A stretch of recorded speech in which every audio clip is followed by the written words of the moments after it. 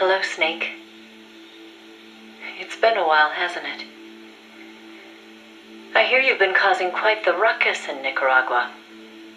Nothing much to report from my end. The legacy's being put to good use. Or so they tell me. But enough with the small talk. There's something I need to tell you. You saw the photo that came with this tape, right? The boss gave that to me 10 years ago. I'm sorry, I should have told you sooner. I probably should have told you right away. But sending it to you hasn't been an easy decision to make. It's taken me 10 years. Once you've heard what I have to say, you'll understand why. That photo belonged to her. I know what you're thinking. What does she have to do with this? You've probably seen it 100 times in the press already. Obviously, it's of the Mercury 7, the first group of American astronauts, the heroes of Project Mercury. But there were actually 8 people in that photo. One of them was edited out, erased, without a trace. That 8th astronaut, the one airbrushed out of existence, that was her, Snake. Now, why did they need to keep her existence a secret? What were they trying to hide? The answer goes back even further. 17 years ago. It was the height of the Cold War. The Eastern and Western blocs were racing to develop space technology to match their nuclear arsenals. In 1957, the Soviet Union launched Sputnik 1, the first artificial satellite. The Americans were stunned. They'd been led to believe their country led the world in science and technology. That shock quickly turned into fear.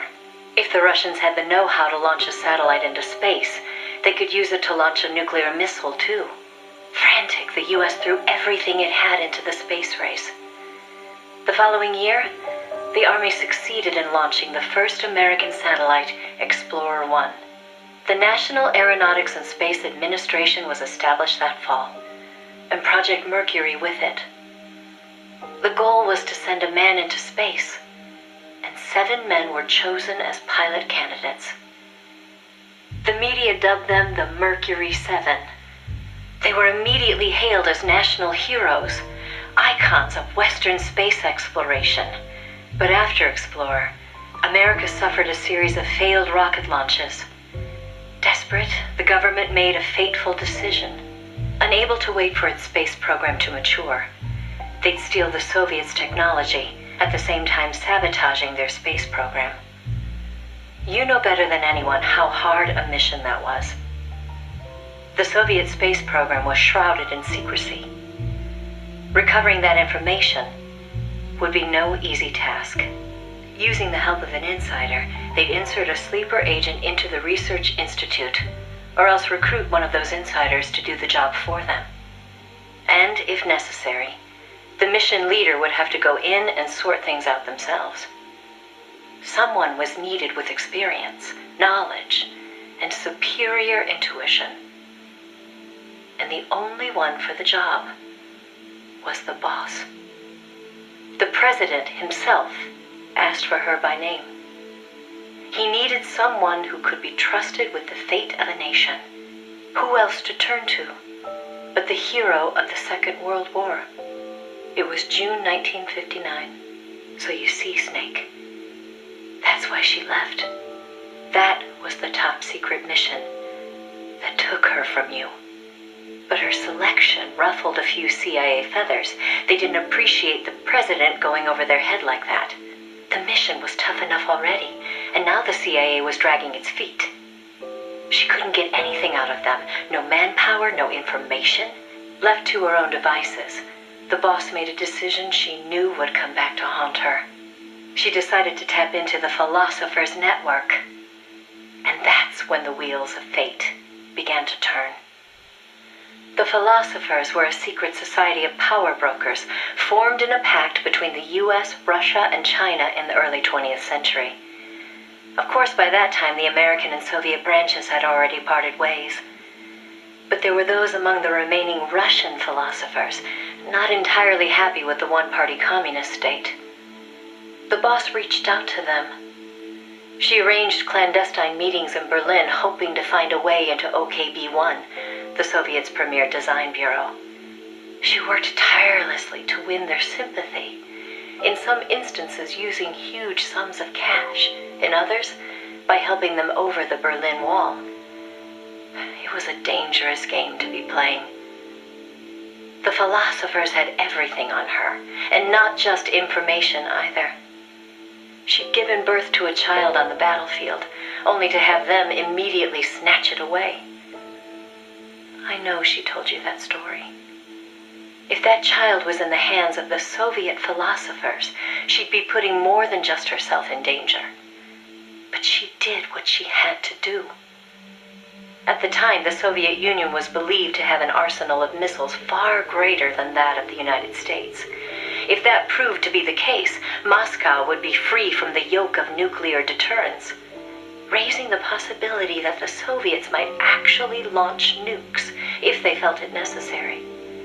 As you know, the so-called missile gap turned out to be a Soviet bluff. Moscow had gone to incredible lengths to perpetuate the lie.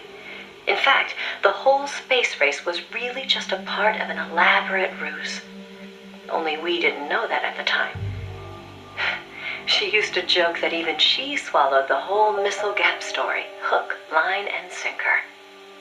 She put her life on the line, for the sake of her country, to prevent nuclear war. And it was because of her sacrificial efforts that America succeeded in placing a sleeper agent inside OKB-1. NASA began to receive huge volumes of technical data from the Soviet program. By the end of 1959, they'd succeeded in sending a chimpanzee named Sam on a ballistic rocket flight. The rocket never left the atmosphere.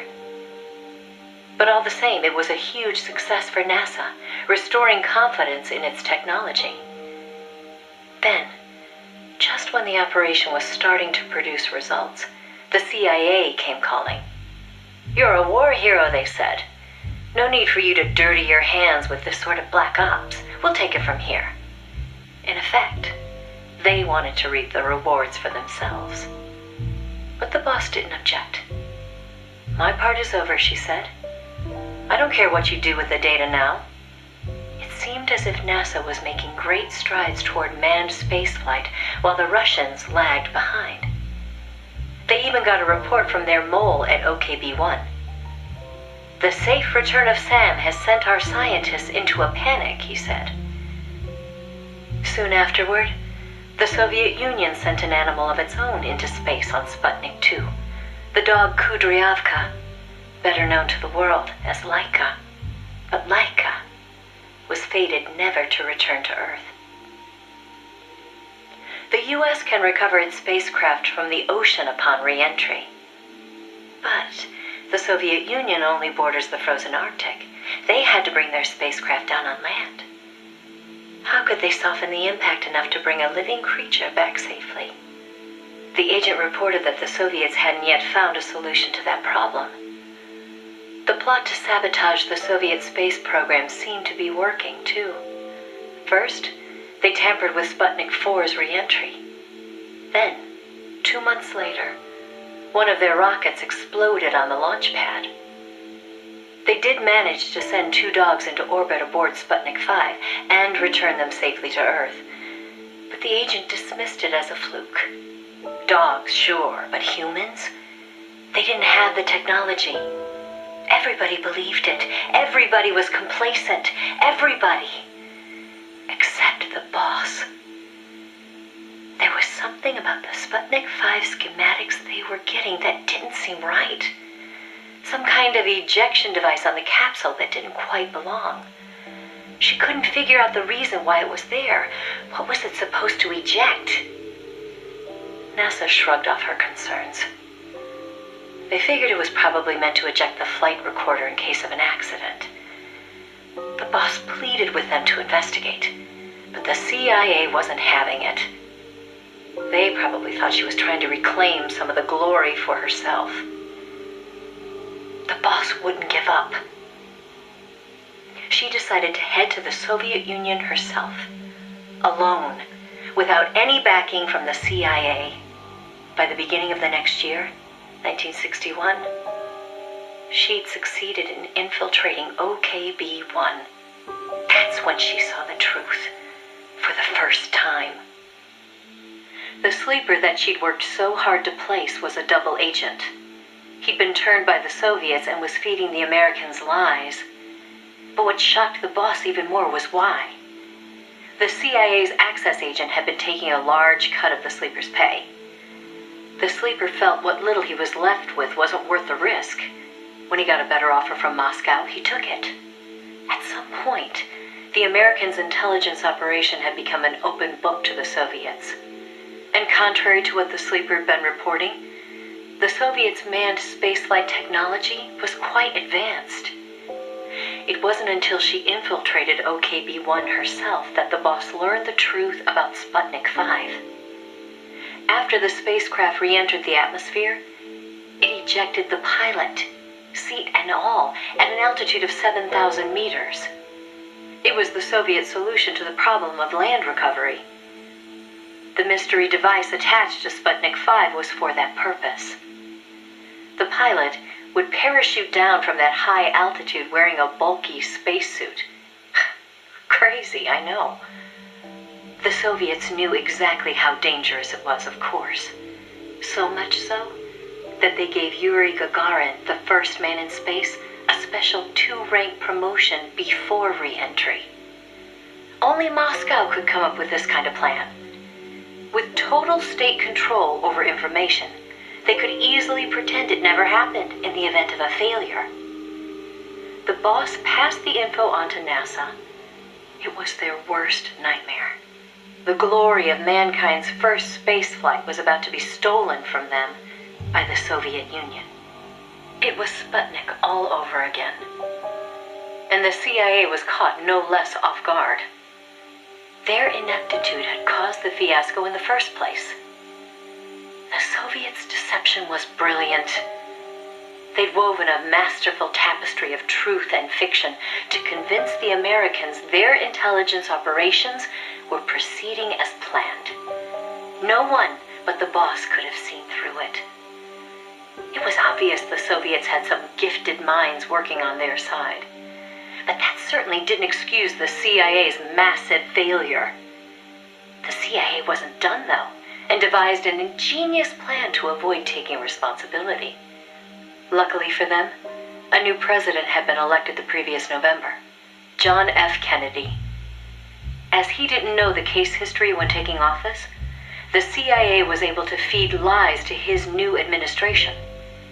They masked their own failures, placing the blame squarely on the boss's shoulders. After all, she'd selected an unreliable sleeper.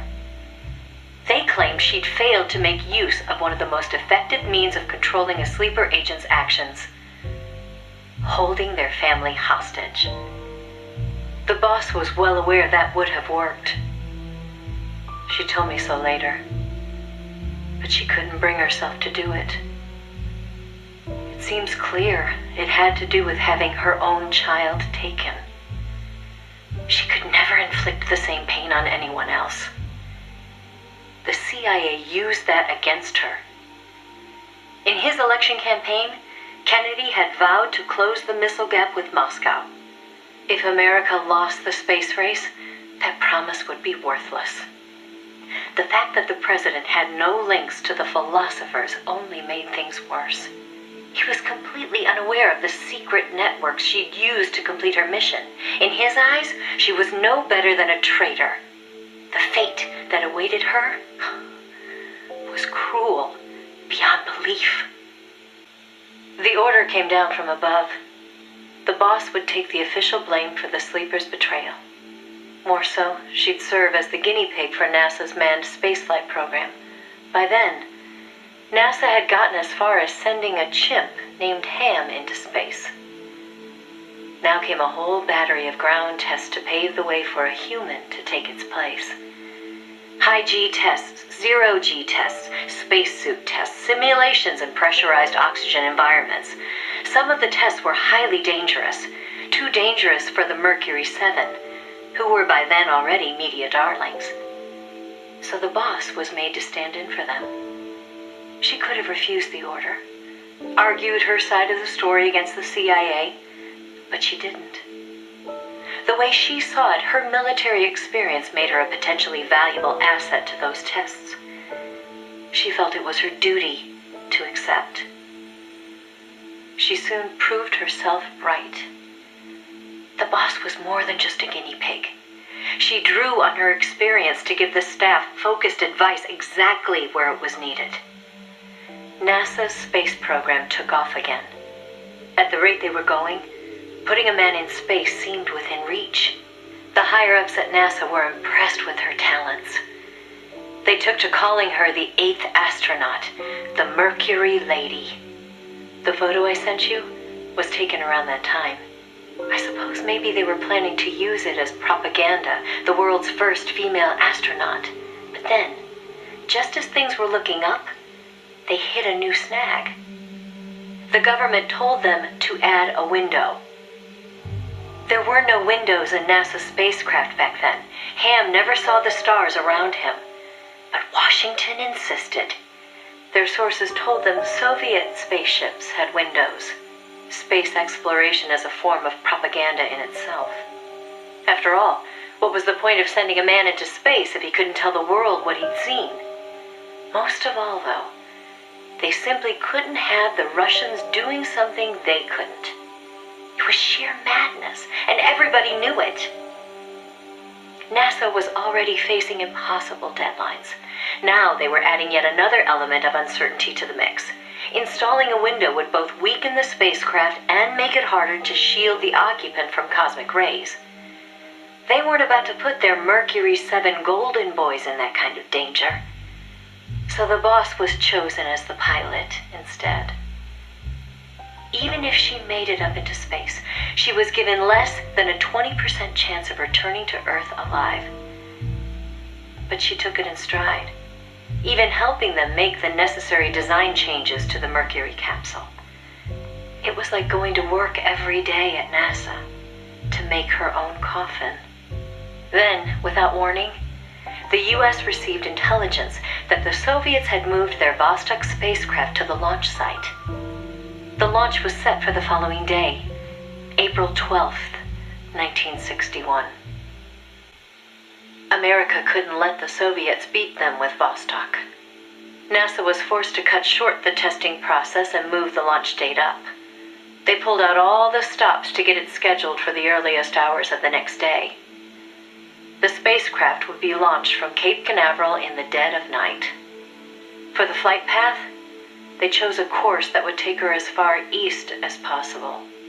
She'd be able to see the Earth in daylight from the window, at least for a little while. The boss climbed into the Mercury capsule, having completed less than 80% of the regular flight procedures. Both the timing and the flight path were risky, and testing was far from complete. But NASA had no other choice. The boss, for her part, never expected to come home alive. She was going on a one-way trip, the American version of Laika the dog.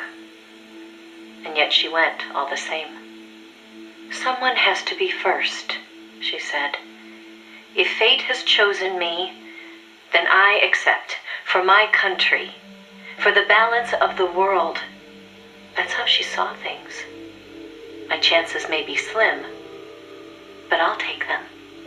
I've accepted my fate. If anyone can get through this, I can. Then, on April 12th at 1:30 in the morning, the boss entered space. It was nothing short of a miracle. First, that she'd made it in an incomplete spacecraft. And second, that her flight coincided almost exactly with Gagarin's. As the sun rose over the horizon, and cosmic rays began to bombard her through the window, she saw the Earth. I think you've heard the story before. It was a world without borders, a perfect jewel. All nations, all ideologies. They seemed so far away. It almost made her laugh, knowing that they'd risked so much to beat the Soviets by a few short minutes. If she'd seen Vostok from her window, she probably would have waved. But the two spacecraft were destined for very different fates. Gagarin circled the Earth and returned to the Soviet Union, safe and sound. The Mercury capsule, on the other hand, deviated from its planned re-entry angle. The addition of a window had thrown the capsule's aerodynamics off balance. The Boss's coffin veered wildly off course and began to plunge earthward. The course deviation caused the capsule to miss its splashdown point by a wide margin. It didn't have enough time to decelerate before crashing into the sea. The force of the impact shattered the spacecraft before it started to sink like a stone. The Boss used the last of her strength to escape to the surface. Her body was covered in bruises and scorched by radiation. It was a miracle she was still alive. She slipped into a coma and didn't regain consciousness for 6 months. To some, what was worst of all was that she had lost the space race to Gagarin by only a few minutes. That aside, it should have been a proud day for America. Its first manned spaceflight. Sadly, her accomplishment was kept out of the history books. An attempt to save face by Washington. In contrast to Gagarin's orbital flight, America had only managed a ballistic trajectory. Her flight time was much shorter, too. And most importantly, the Soviets had brought back both spacecraft and pilot safely. NASA couldn't even conjure up a half-hearted tale of heroic survival. The coup de grace, though, was the Soviet propaganda campaign that kicked into gear after the flight. The Earth was blue. Those were the words of Gagarin on his return, and the whole world was listening. In the blink of an eye, Gagarin was an international celebrity, earning accolades from every corner. It was a PR coup for the Soviet Union. Meanwhile, Washington could only grit its teeth in silence. They decided there was no value in making the Boss's flight public, that it would only make matters worse. So they buried it instead, labeling it a dark mission. NASA and the CIA did everything in their power to erase all traces of the Boss from Project Mercury. The result was the photo you see before you. Not a bad job, huh? Not only did they expunge her flight from the records, they denied that she ever existed. And that wasn't the end of it. As an alibi, the military claimed she'd taken part in the CIA's botched Bay of Pigs plot to take back Cuba. And when the Boss was finally well enough to return to service, they wouldn't take her back. She was forced to go underground. In the public eye, the Boss was still a hero of World War II. In reality, though, she was anything but that. She was a non-person, fit only for the blackest of black ops. In effect, she may as well have been dead. Gagarin went on a worldwide tour in front of millions of adoring fans. The Boss, meanwhile, was a walking secret, unable to breathe a word about her experience. The authorities in Washington had this to say: "Why are you still here? If only you'd had the decency to give us a nice quote like Gagarin and then die an honorable death, you'd have gone down as a hero." 3 weeks later, on May 5th, Alan Shepard, one of the Mercury 7, made his own ballistic flight. They sure didn't try to cover up his achievement. Of course, he owed his success to the lessons learned from the Boss's tragedy. Before sending Gagarin up into space, the Soviets had used a mannequin called Ivan Ivanovich to test the landing procedure, which would make the Boss America's version of a crash test dummy. But she didn't care. "I'm happy to be the dummy," she said, "if it'll help the project succeed. Nothing would give me greater satisfaction." And that still wasn't the end of it. The boss had worked through the anti-Moscow faction of the Soviet Union's philosophers to place the sleeper agent, and at some point, the Soviets found out about it. Yet the Americans remained oblivious to the end. Even the philosopher network the boss plugged into never tipped them off to the double cross. That could only mean one of two things. Either the pro-Moscow philosophers had intervened, or the anti-Moscow philosophers had been turned. Either way, it was a situation their American counterparts couldn't stand. To preserve the philosopher's good name, and to repay her debt, so to speak, the boss once again made her way into the Soviet Union. There, she found herself face to face with the Soviets' own agent. And who should she find awaiting her return to Russia? The one who'd turned her sleeper against her, who'd fed them lies all this time. It was her former comrade in arms, the father of her child, the man known as the Sorrow. He didn't know it was the boss who'd sent the sleeper. Or to be more precise, the Soviet philosophers never told him. Former lovers, forced to fight to the death. One would live and one would die, she told me. That was the revenge the Soviet philosophers had in store for me. If both of them survived, their child would suffer in their place. They were left with no other option. The boss shot him. He offered no resistance. When she returned from the Soviet Union, there was no place left for her to go. She'd sacrificed everything. Everything. For her country. And in return, they treated her like a dead woman. She was made a scapegoat for no good reason. Only because power had changed hands in Washington. Any lesser being would have long since cracked. It was then that one of her old SAS comrades reached out to her, Major Zero, and so Fox was born. She undertook a mission that, well, you should know better than anybody. You are a part of it. 20 days after Shepard's flight, President Kennedy announced that America would put a man on the moon. Without the intelligence the boss obtained, America's space program would never have caught up. Armstrong and Aldrin might never have walked on the moon, but the Americans' gain had cost the boss her health, her honor, and the man she loved. The word tragedy doesn't even begin to describe what she endured. The Soviets continued their manned space flights, and in 1963, Valentina Tereshkova became the so-called first woman in space. It's said they took their cue from NASA's long-buried Mercury Lady project.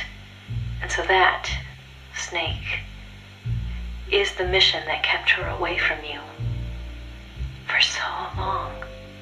Now, I know what you're thinking.